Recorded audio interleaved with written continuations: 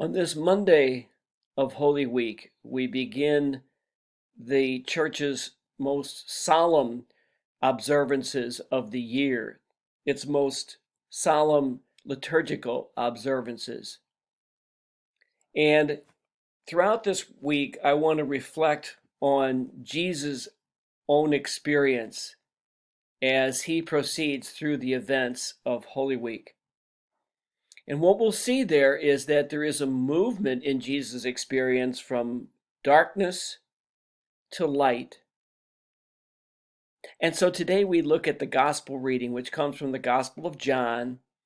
And Jesus returns to Bethany, where Lazarus had been raised. And here, Mary anoints his feet with expensive oil. And she receives some pushback from Judas Iscariot, who says, "Oh, wait a minute." And he says this disingenuously, "We could have used that money for the poor." And Jesus says, "The poor you will always have with you. You will not always have me," which doesn't say anything about the poor or our need not to take care of the poor. What it does talk about is Jesus' understanding of what was about to happen. And that's because Mary's anointing was not an anointing of him as a king, which was normally the case.